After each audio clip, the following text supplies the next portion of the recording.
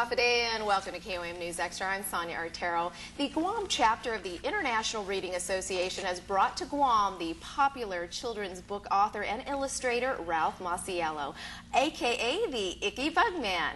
The fact is, after illustrating numerous books for renowned authors, Ralph began writing his very own books, including Ralph Maciello's Bug Drawing Book, the Dragon Drawing Book, along with the Ocean Drawing Book. We are pleased to have Ralph Maciello with us tonight, along with the president of the International Reading Association, Amy Lizama. Thank you both for coming on tonight. Thank you. We appreciate it. And thanks, Amy, for pushing the idea. Thank you. We love authors and illustrators as well. So, Ralph, I did want to open by asking you, what drew your attention to illustration in the first place? Well, I went to school for marine biology at the University of Tampa. And while I was studying marine biology, I would draw pictures of all the ocean creatures that I would study. And somebody saw my drawings. They convinced me to take an art class. I had never had an art class before, not even in elementary school or high school. And I started drawing pictures, and somebody convinced me to take this art class, and I did. And I found out I loved it and left science school and went to an art school and decided to study illustration because I thought if I had done gallery work, it would just be in a gallery and it wouldn't be seen by a multitude of people. Illustrating, I could have it in a magazine, and maybe hundreds of thousands of people could see my work. So that's why I decided illustration would be for me. There you go. Yeah, and I was an editorial illustrator before I did kids' books. Okay. Yeah. Now, I did also want to ask, only because I always want our viewers to appreciate the work that goes within everyone that we have on the show and what they actually do. What does it take to be an illustrator? I mean, a lot goes into illustrating. You just correct. can't, like, okay, you have to read the book, you have to study the person, maybe know something. Tell us. Well, a lot of people think that illustrators just sit down and draw things out of their heads, but you can't draw things unless you know what they are. So the first thing I have to do is, if it's a story, I have to read the story, figure out what the story's about. There might be historic references in there that I need to study. If it's a science book, I have to go to libraries, go to museums, do tons of research, read a lot of books.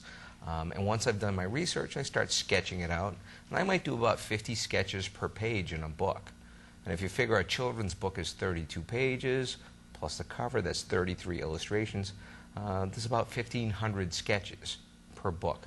Then you do the paintings. And painting could take anywhere from a few hours to up to a week or more, depending on the amount of detail. So it's not something you do overnight.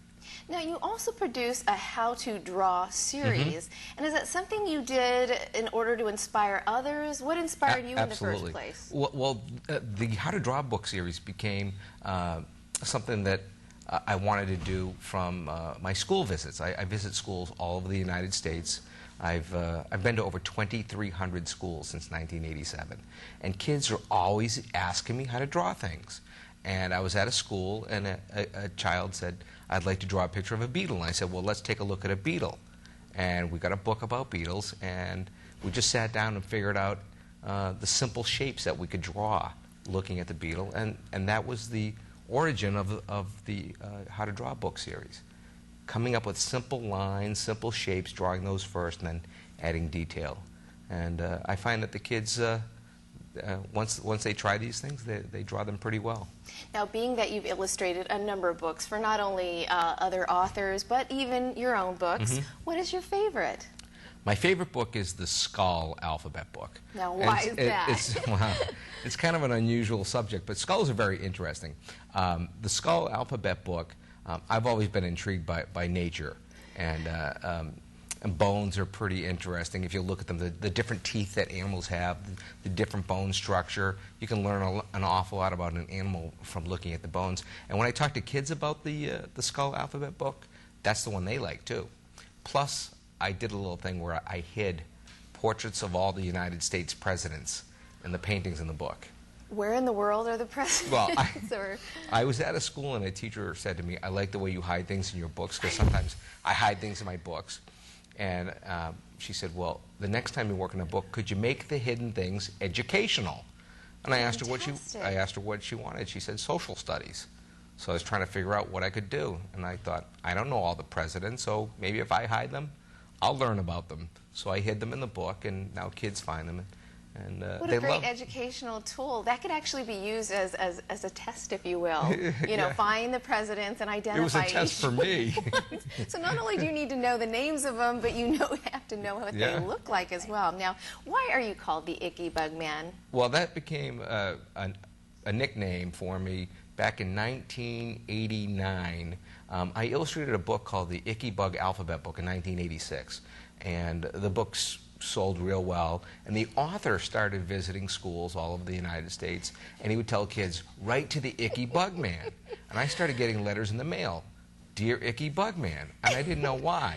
And then when I got married, my wife started getting letters, Dear Icky Bug Lady. We had kids, Dear Icky Bug Babies, Dear Icky Family. So the name stuck, and I'm the Icky Bug Man. And you've never taken offense, right? No, it's easier to remember Icky Bug Man than it is to remember Ralph Macciello. There you go. And it's actually a compliment to your work. So there you have it. I like it. And we're going to compliment more of what he's done and what he's accomplished when we come back. So please stay with us.